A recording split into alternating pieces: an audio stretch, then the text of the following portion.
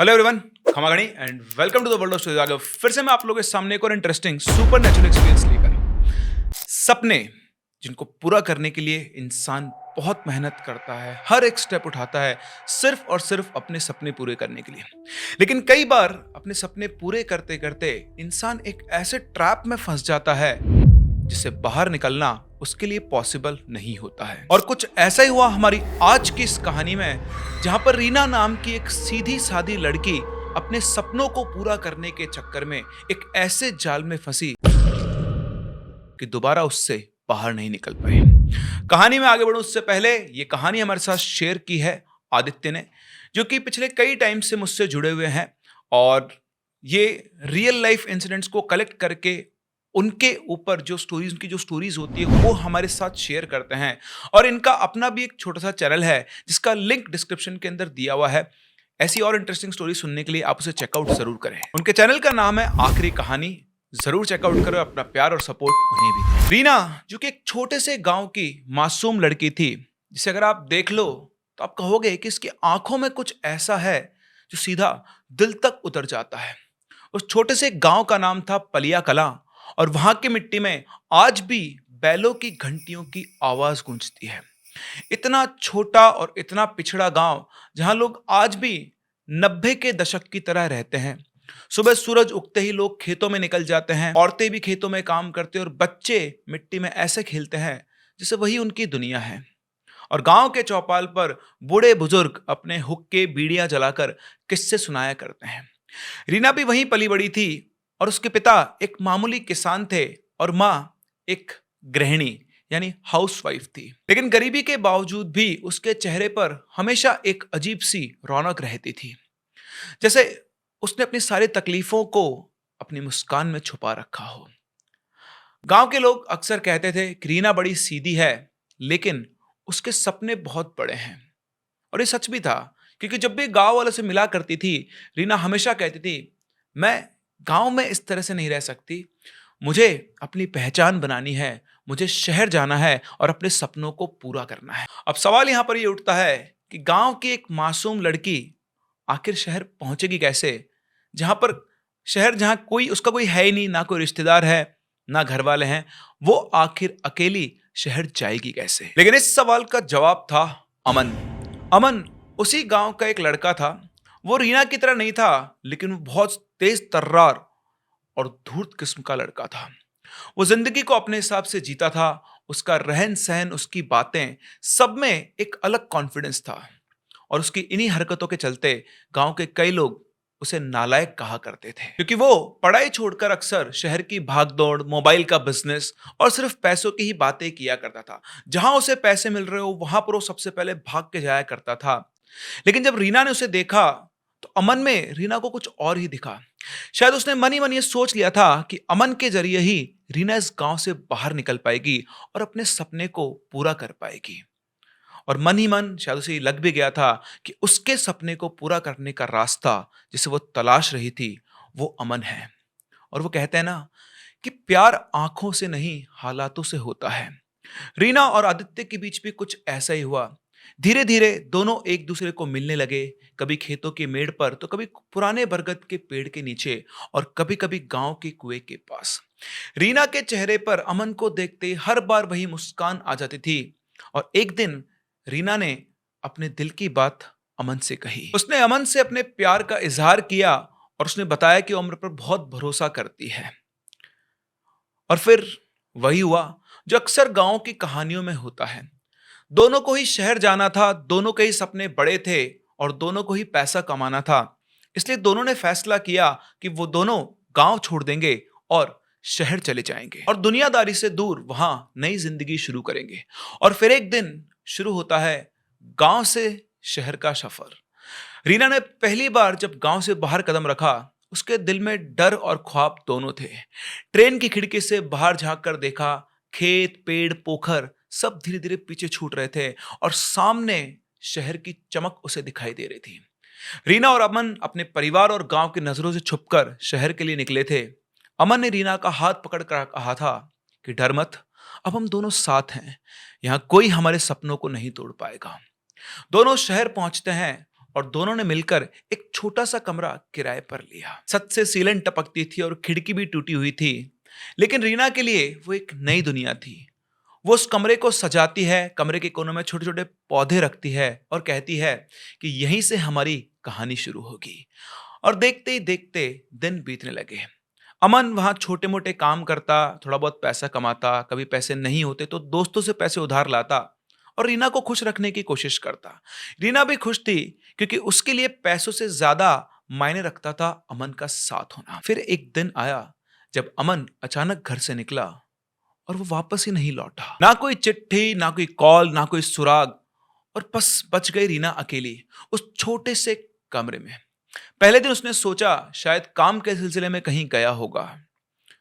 दूसरे दिन भी उसने उसका इंतजार किया कि शायद किसी दोस्त के पास वो लौट आएगा, लेकिन हर दिन गुजरने के साथ साथ उसकी चिंता बढ़ती जा रही थी। तीसरे दिन उसके हाथ कांपने लगे सोचते हुए कि अगर अमन को कुछ हो गया तो वो ठीक तो होगा ना, लेकिन उसके सवालों का जवाब देने वाला वहां कोई नहीं था। देखते ही देखते दिन हफ्ते में बदल गए, लेकिन अमन अभी भी नहीं लौटा था और रीना अब बिल्कुल अकेली रोती बिलखती रह गई थी। एक दिन अचानक उसे उल्टी हुई और वो चक्कर खाकर कमरे में गिर गई। बहुत देर बेहोश रहने के बाद जब उसकी आंख खुली तो उसने अपने आप को, मतलब उसको बहुत कमजोरी सी महसूस हो रही थी। बड़ी मुश्किल से वो कमरे से बाहर निकली और अपने पड़ोस वाले कमरे में रहने वाली एक औरत के सहारे एक छोटे से क्लिनिक पर पहुंची। वहां पहुंचकर उसका चेकअप हुआ, तब डॉक्टर ने बताया कि वो प्रेग्नेंट है। ये सुनते ही जैसे उसके पैरों तले जमीन खिसक गई। अब सोचो, एक जवान लड़की जो अपने गांव को छोड़कर अपने सपनों की तलाश में शहर आई थी, जिसके पास न पैसा है, न परिवार का सहारा, ना कोई दोस्त, उसके पेट में अब पल रहा है एक मासूम बच्चा। रीना की हालत बिगड़ने लगी और उसी हालत में वो अपने कमरे पर वापस लौटी।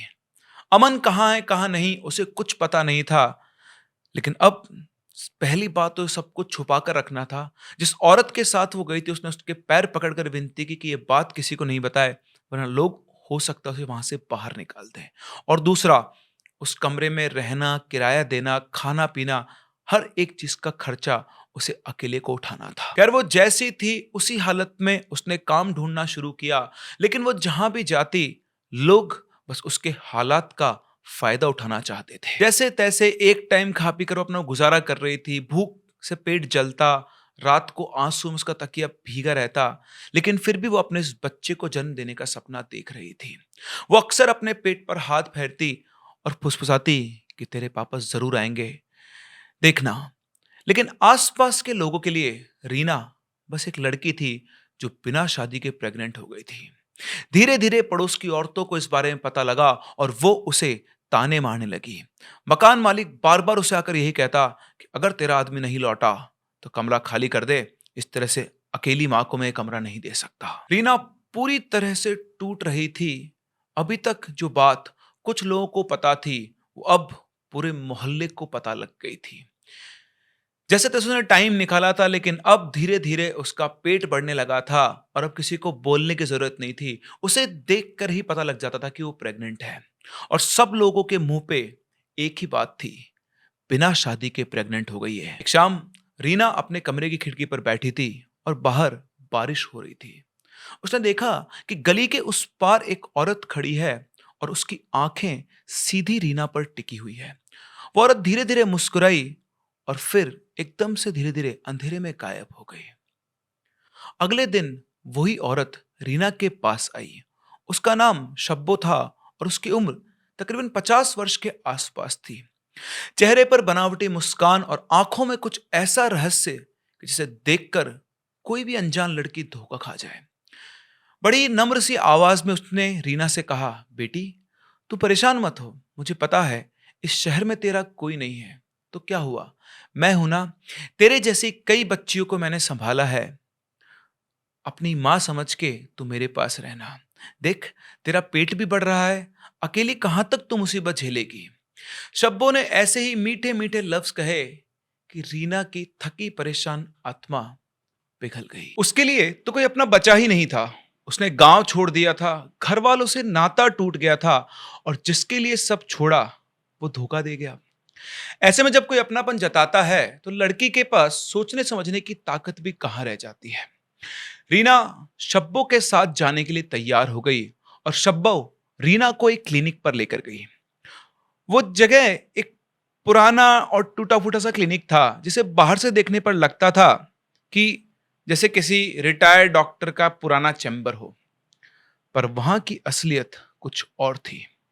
वहां इन्हें एक डॉक्टर मिला जिसने रीना का चेकअप किया और फिर शब्बो से कहा कि इसे केयर की जरूरत है, इसे हॉस्टल ले जाओ, वहां पर ये सुरक्षित रहेगी। इसके अलावा डॉक्टर ने शब्बो से कुछ दवाई लेने को भी कहा। शब्बो रीना को उसके बाद अपने साथ लेकर ऑटो से शहर के बाहरी इलाके में एक पुरानी सी 3 मंजिला इमारत में पहुंची। रीना ने जैसे ही अंदर कदम रखा तो उसकी नाक में एक अजीब सी बदबू घुस गई, दवाइयों और खून की मिली जुली बदबू।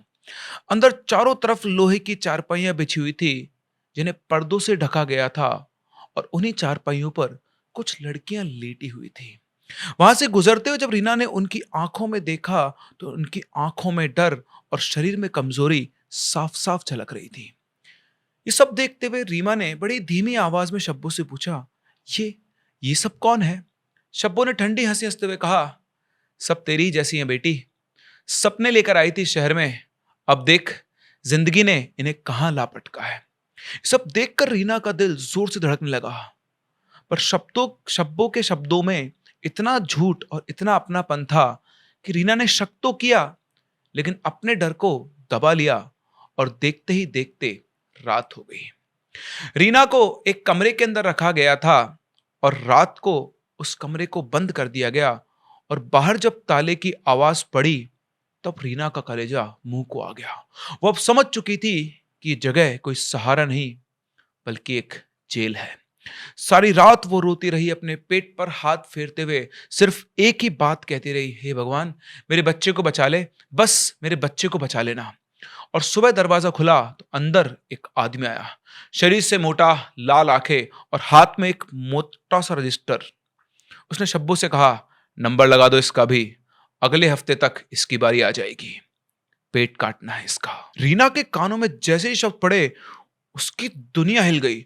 वो समझ गई ये कोई हॉस्टल या क्लिनिक नहीं, ये कोई इलाज की जगह नहीं, ये तो औरतों के पेट चीरने का नर्क है। धीरे धीरे उसके सामने राज खुलने लगे। रीना ने देखा कि कैसे एक एक करके लड़कियों को स्ट्रेचर पर ले जाया जाता था। वो रोती, चीखती, हाथ जोड़ती, पर किसी की नहीं सुनी जाती। अंदर से सिर्फ चीखों की आवाज गूंजती थी। कुछ लड़कियां तो वापस लौटी भी, लेकिन कुछ लौटी ही नहीं, और जो भी लौटती उनके पेट पर पट्टियां बंधी होती, उनकी आंखें सुनसान, होठ पपड़ाए हुए, और उनके गर्भाशय को न जाने कितनी बार जैसे इस्तेमाल किया गया था। रीना ये सब खौफनाक मंजर देखकर कांपने लगी, क्योंकि उसके पेट में पल रही नन्ही जान, उसे उसकी जान को लेकर डर महसूस हो रहा था। उसी क्लिनिक में एक गार्ड था जिसका नाम था धीरू। वो आदमी थोड़ा कड़क था, पर शायद उसके दिल में इंसानियत की चिंगारी अब भी बची हुई थी। एक बार जब क्लिनिक में कोई नहीं था तब रीना की आंखों में आंसू और उसकी छोटी उम्र देखकर उसका दिल पसीज गया। उसके सामने ये सब रोजाना होता था, पर वो कुछ नहीं कर पाता था। लेकिन रीना की हालत देखकर पता नहीं कैसे उसके दिल में करुणा जाग उठी। उस रात उसने धीरे से रीना से कहा, भाग निकल यहां से, तेरे बच्चे को ये लोग नहीं छोड़ेंगे, तेरी बारी अगले हफ्ते है, अगर तुझे जिंदा रहना है तो अभी निकल। रीना ने कांपते हुए कहा, लेकिन कैसे, दरवाजों पर तो ताले लगे हैं और चारों तरफ लोग खड़े हैं। तब धीरू ने गहरी सांस ली और बोला, मैं तेरी मदद करूंगा, पर मेरी एक शर्त है, यहां से भागने के बाद तू दोबारा पीछे मुड़कर नहीं देखेगी। वो काली अमावस की अंधेरी रात थी। बाहर हल्की बारिश हो रही थी, और उसी मौके पर धीरू ने घूमते हुए चुपके से ताले की चाबी घुमाई और दरवाजा खोलकर वहां से निकल गया। रीना डरते हुए धीरे धीरे उस कमरे से बाहर निकली। उसके शरीर में इतनी ताकत नहीं बची थी, क्योंकि उसे क्लिनिक के डॉक्टर ने एक तो कई बार उसका खून निकाला था टेस्ट करने के लिए, और दूसरा उसे नशीले इंजेक्शन दिए थे ताकि उसका शरीर कमजोर पड़े और वो कहीं भी भाग न सके। वहां की हर लड़की के साथ ऐसे ही किया जाता था। फिर भी रीना लड़खड़ाते कदमों से चली। दिल में उसके सिर्फ एक ही आवाज थी, मुझे अपने बच्चे को बचाना है, मुझे इस नरक से बाहर निकलना है। धीरू ने उसे पीछे गेट से बाहर निकलने का इशारा किया। बारिश की बूंदों में भीगती हुई रीना शहर की सुनसान सड़कों पर दौड़ने लगी, लेकिन वहां से निकलना ही उसकी आखिरी मंजिल नहीं थी, क्योंकि रीना जान चुकी थी कि शहर में एक खौफनाक सच छुपा है। लोगों की नजरों से बचकर चलने वाला ये क्लिनिक सिर्फ अकेला क्लिनिक नहीं है, बल्कि पूरे शहर में उसकी जड़ें फैली हुई है। रीना की नसों में घुला जहर घूम रहा था और शरीर बिल्कुल कमजोर पड़ रहा था, पर अब भी उसकी आंखों में हिम्मत थी। वो तय कर चुकी थी कि वो अब चुप नहीं बैठेगी। वो इस क्लिनिक के खिलाफ आवाज उठाएगी, चाहे उसे अपनी जान ही क्यों ना देनी पड़े। अपने बच्चे के लिए और उन सब लड़कियों के लिए उसे सच को सामने लाना ही होगा। लेकिन इस बात से वो अनजान थी कि वो किनसे टकराने जा रही है। खैर, जैसे तैसे वो अपने मोहल्ले में पहुंची। अपने कमरे किराए का जो कमरा था, उसकी सीढ़ियां चढ़ते चढ़ते उसके पैर कई बार फिसले, लेकिन जैसे तैसे उस कमरे में गई, दरवाजा बंद किया और वहीं जमीन पर गिर गई। उसका पूरा शरीर भीगा हुआ था। उसे वो मंजर याद आ रहे थे, वो खून की बोतलें, वो लड़कियां जिनके पेट काट दिए गए थे और चारों तरफ लटके हुए औजार। रीना की आंखों से आंसू बह निकले। उसे समझ में नहीं आ रहा था कि वो आखिर किसका सहारा ले। तभी उसे याद आया उसी मोहल्ले में रहने वाला एक लड़का, जिसका नाम था राघव। कोई बड़ा नाम नहीं था, एक लोकल अखबार में स्ट्रिंगर की तरह काम करता था। लोगों की शिकायतें लिखता, छोटी मोटी खबरें छाप के वो अपना काम चलाया करता था। रीना को याद आया कि अगर शायद वो राघव पर भरोसा कर सकती है। सुबह होते ही वो अपने डगमगाते कदमों से राघव के दरवाजे तक पहुंची। उसकी हालत देखकर राघव घबरा गया। उसने पूछा, क्या हुआ रीना जी, आप ठीक तो हो? रीना ने उसे अब तक की सारी बात बता डाली कि उसके साथ क्या क्या हुआ, कैसे उसका पति अमन उसे छोड़कर चला गया, उसके बाद वो अकेली रह गई, फिर शब्बो आई, वो उसे क्लिनिक में लेकर गई। क्लिनिक से वो पहुंची उस हॉस्टल में जहां पर उन लड़कियों को रखा गया था। वो खून से भरी थैलियां, वो गुप्त कमरों में किए जा रहे ऑपरेशन, ये सब सुनकर राघव का चेहरा पीला पड़ गया। वो बोलता, ये तो बहुत बड़ा रैकेट है। क्या आप मुझे पक्का उस जगह का एड्रेस बता सकती हैं? रीना ने कांपते हाथों से कागज पर वो गली, वो पुराना क्लिनिक और सब कुछ जो वो जानती थी उसने लिख दिया। राघव ने गहरी सांस ली और कहा, रीना जी, ये मामला बहुत बड़ा है। मैं लिख तो दूंगा, लेकिन ये सिर्फ खबर नहीं, ये जानलेवा हो सकता है। रीना ने आंसू में डूबकर कहा, मैं मर भी जाऊं तो भी इस सच को दबने नहीं दूंगी। आपको जो करना है आप करो, मैं आपके साथ हूं। अगले दिन रीना राघव के साथ नजदीकी पुलिस स्टेशन पहुंची। वहां पहुंचकर हिम्मत करके जो ड्यूटी ऑफिसर था उसकी टेबल पर बैठ गई और उसने कहा कि साहब, मैं एक एफआईआर दर्ज करवाना चाहती हूँ। यहाँ एक क्लिनिक है जहां लड़कियों को जबरन रखकर फिर उन्हें एक हॉस्टल में रखा जाता है। सारी चीज उसने उसको बताई कि कैसे कैसे कहाँ कहाँ क्या होता है। उसकी बात सुनकर वो ऑफिसर उसकी हालत देखता है और उसका मजाक उड़ाते हुए कहता है, अरे ओ पागल, क्या बात कर रही तू, इतनी बड़ी बड़ी बातें, कोई पिक्चर देख के आई है क्या, मूवी चल रही है यहाँ पर? रीना चीख उठी, ये फिल्म नहीं है, वहां लड़कियों का खून निकाला जाता है, उनके पेट चीरे जाते हैं। और तभी एक और पुलिस वाला बीच में और बोला, कहा इस क्लिनिक पर? बहुत ऊपर तक हाथ है उस क्लिनिक के, नेताजी खुद आते हैं वहां, हम कुछ नहीं कर सकते, चलो यहां से। उसकी बात सुनकर रीना का दिल बैठ गया। उसने सोचा शायद कानून उसका सहारा बनेगा, लेकिन वहां तो दरवाजे ही बंद थे। पुलिस वालों ने उन दोनों को उल्टा सीधा कहकर वहां से बाहर निकल दिया। बाहर निकलते निकलते रीना की आंखों से आंसू की बाढ़ फूट पड़ी। क्या मेरी आवाज कोई नहीं सुनेगा? क्या हर जगह सिर्फ अंधेरा है? और राघव के साथ वापस से वो अपने कमरे पर पहुंची। सीढ़ियां चढ़ते चढ़ते उसके कदम भारी हो गए थे। दिल में हार का बोझ था, लेकिन अभी भी उसकी उम्मीद की चिंगारी बुझी नहीं थी। दरवाजा खोलते जैसे उसने सामने देखा, उसकी आंखें ठिठक के रह गई, क्योंकि सामने अमन बैठा था। अमन, उसका पति, वही अमन जो कई हफ्तों से गायब था। उसे देखते ही रीना की आंखों से आंसू निकल पड़े और दर्द भरी आवाज में कहने लगी, अमन, तू वापस आ गया अमन? अमन ने मुस्कुराकर उसे गले लगा लिया और कहा, हाँ रीना, मैं आ गया हूं, तो चिंता मत कर, अब सब ठीक होगा। अब हम यहाँ नहीं रहेंगे, ये शहर गंदा है। चल, मैं तुझे लेकर कहीं दूर चलूंगा। रीना की टूटी हुई आत्मा को ये शब्द मरहम जैसे लगे। उसने सोचा कि अब सब बदल जाएगा। अब मेरा दर्द समझने वाला मेरा अमन आ गया है। अमन उसे साथ लेकर निकला, उसे टैक्सी में बिठाया। रीना की आंखें भारी थी, शरीर में दवा और इंजेक्शन का असर था। उसने अमन का हाथ कसकर थाम लिया और एक उम्मीद में कहा, अब मुझे छोड़ के मत जाना अमन। अमन ने सिर्फ हाँ में अपना सिर हिलाया और उसके सिर पे इस तरह से हाथ रख के उसको थपाने लगा और धीरे धीरे उसकी आंखें बोझिल हो गई और वो सो गई। और जब उसकी आंख खुली तो वापस उसके चारों तरफ वही दीवारें थी, वही क्लिनिक का हॉस्टल, वही उस क्लिनिक का सफेद कमरा और वही खून की गंध, वही डरावनी परछाइयां। रीना एकदम से चीख पड़ी, नहीं नहीं, मैं यहां कैसे? और जैसे उसके सामने पड़ी तो उसने देखा वहां अमन खड़ा था, लेकिन अब उसका चेहरा अजनबी लग रहा था। उसकी आंखों में कोई प्यार, कोई नरमी नहीं, सिर्फ ठंडी बेरुखी आंखें। रीना कांपते बोली, अमन, ये क्या है? तू मुझे वापस यहां क्यों लाया? अमन ने अपनी एक सिगरेट सुलगाई, उसका कष्ट लेते हुए बोला, उसकी आवाज बिल्कुल बर्फ जैसी थी, क्योंकि तेरी कीमत लगी थी, मुझे पैसा बहुत दिया ना इन लोगों ने। अमन के शब्द रीना का दिल चीर गए। उसने कहा, क्या तू मेरा पति है? अमन हंस पड़ा, पति? कौन सा पति? शादी कब हुई तेरी मेरी?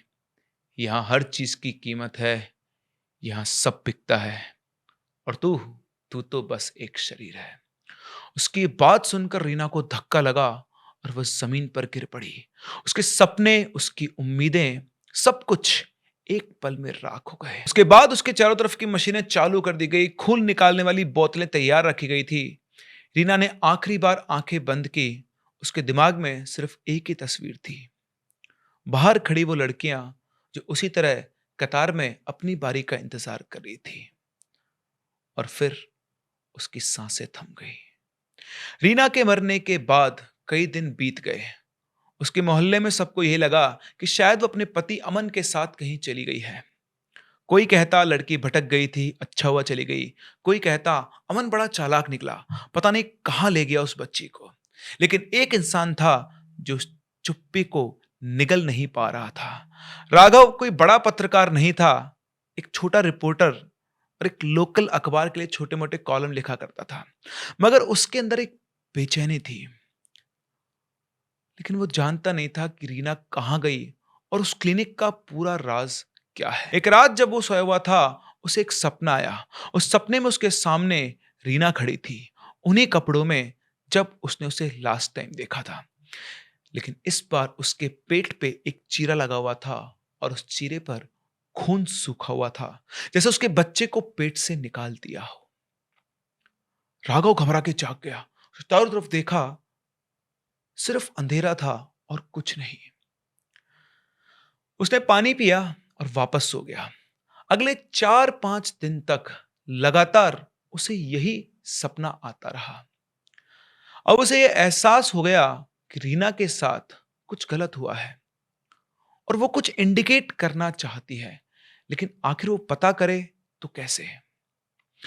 राघव ने सारी बातें अपने एक दोस्त से शेयर की और उसने उसे एक साइकिक मीडियम से मिलवाया। उसके बाद राघव ने रीना की आत्मा से कनेक्ट करने के लिए साइकिक मीडियम से कहा और उसने उसे उससे कनेक्ट करवाया। और उसके बाद राघव को पता चला कि वहां से निकलने के बाद रीना के साथ क्या क्या हुआ। यह सब सुनकर राघव सन्न रह गया। उसने उस हॉस्टल बिल्डिंग को ढूंढ निकाला, लेकिन उसके अंदर क्या है उसे पता नहीं चल पाया, क्योंकि वहां अंदर जाना अलाउड नहीं था और दूसरा वहां की सिक्योरिटी भी बहुत टाइट कर दी गई थी। शायद रीना के एक बार भागने के बाद उन्होंने सिक्योरिटी को बढ़ा दिया था। फिर अपनी छानबीन करके वो अपने न्यूज़पेपर के एडिटर के पास पहुंचा और उससे इस क्लिनिक और हॉस्टल के बारे में छापने को कहा। उसने अपने एडिटर से कहा, सर ये बहुत बड़ी स्टोरी है, यहाँ लड़कियां, प्रेग्नेंट लड़कियां और उनके बॉडी पार्ट्स का धंधा चल रहा है और शायद बच्चों का भी। ये क्लिनिक असल में एक नरक है सर। इतना सुनकर एडिटर हंस दिया और बोला, राघव, तूने कितनी बार ऐसे फर्जी टिप्स दिए हैं? उसने बहुत बहस की और बहुत बहस के बाद एडिटर ने अनमने ढंग से कहा, ठीक है, लोकल पेज पर छाप देंगे, लेकिन ध्यान रखना, नाम मत लिखना, बस क्लिनिक बोल देना और थोड़ा मसालेदार बना देना। अगले दिन अखबार के तीसरे पन्ने पर हेडलाइन चमक रही थी, क्या यह शहर के बीचों बीच मौत का अड्डा है? और नीचे रिपोर्टर की जांच में चौंकाने वाला सच सामने आया। लड़कियों के गायब होने के पीछे एक क्लिनिक का नाम। लोगों ने अखबार पढ़ा और शहर में हलचल मच गई। पुलिस पर दबाव बना, चैनलों ने ये खबर उठाई और फिर वो दिन आया जब सरकारी छापेमारी उस क्लिनिक में हुई। राघव वहीं भीड़ में खड़ा देख रहा था। पुलिस अंदर गई, छानबीन हुई और बाहर जो खबर आई उसने राघव को हिलाकर रख दिया। यह क्लिनिक सिर्फ एक अवैध अबॉर्शन सेंटर है, इससे ज्यादा कुछ नहीं। उसी हिसाब से उस पर कार्यवाही हुई। राघव की सारी मेहनत खराब हो गई। उसे लग रहा था कि जैसे सब मिली भगत है। वहां से निकलकर वो सीधा उस हॉस्टल के वहां पहुंचा और जब वो वहां पहुंचा तो उसके होश उड़ गए। वो जगह जैसे भी कुछ दिन पहले वो देख कर गया था, बिल्डिंग बिल्कुल खाली पड़ी हुई थी, जैसे रातों रात किसी ने उस बिल्डिंग को खाली कर दिया हो। वो उस बिल्डिंग के अंदर गया, उसने देखा वहां कुछ भी नहीं था, जैसा उसे रीना ने बताया था। पूरी बिल्डिंग की दीवारें काली पड़ी थी, जैसे उसमें आग लग गई हो या फिर आग लगा दी गई हो। ना कोई मेडिकल इंस्ट्रूमेंट, ना बेड, ना कुछ और, बस जमीन पर फैली हुई राख, जले हुए फर्नीचर के बचे हुए अवशेष और पूरी दीवारों पर कालिक। राघव समझ गया कि ये सिर्फ एक इंसान नहीं, बल्कि शहर के किसी पावरफुल इंसान के द्वारा चलाए जाने वाला रैकेट है। उस बिल्डिंग में अब कोई सबूत नहीं बचा था, सब कुछ जला दिया गया था। अगर कोई वहां पर गंध थी तो सिर्फ चीजों के जलने की। इसके बाद राघव ने अपनी आंखें बंद करके रीना से माफी मांगी और मन ही मन बोला कि उसने कोशिश की, लेकिन वो उसे इंसाफ नहीं दिलवा पाया। और शायद जिन लोगों से वो लड़ना चाह रहा है वो बहुत बड़े और पावरफुल हैं। उसे पता है कि वो उनसे जीत नहीं पाएगा। अब वो कौन था या कौन नहीं, किसी को नहीं पता। राघव को भी उसके बाद रीना कभी दिखाई नहीं दी और वो हॉस्टल में जो लड़कियां थी, जो लोग थे, वो कहां चले गए, किसी को भी नहीं पता। राघव आज भी एक रिपोर्टर का काम कर रहा है, लेकिन उसके मन में हमेशा एक दंश रहा कि वो रीना को बचा नहीं पाया या फिर रीना जैसी और लड़कियों को बचाने के लिए वो कुछ भी नहीं कर पाया। वो कार्टेल आज भी उस शहर में है, नहीं है, चल रहा है, नहीं चल रहा है, किसी को नहीं पता। शायद रीना की ही तरह और भी ऐसी लड़कियां होंगी जिनकी आत्माएं यहां वहां भटक रही होगी कि वो बाकी लड़कियों को इस तरह के कार्टल से बचा सके। ये थी रीना की आप बीती, जो अपने सपनों को पूरा करने के लिए अपना गांव, घर, परिवार छोड़कर शहर आई थी। लेकिन शहर की चकाचौंध में वो एक ऐसे जाल में फंसी जिससे वो कभी बाहर नहीं निकल पाई। राघव ने एक बार कोशिश की कि वो ये सब राज खोल पाए, लेकिन ना उसके पास इतने रिसोर्सेस थे और शायद ना ही उतनी इच्छा शक्ति थी। वैसे अगर आप राघव की जगह होते तो आप क्या करते? कमेंट सेक्शन में हमें जरूर बताएं। हम लोग मिलते हैं अपनी अगली कहानी में। तब तक के लिए keep loving and keep listening.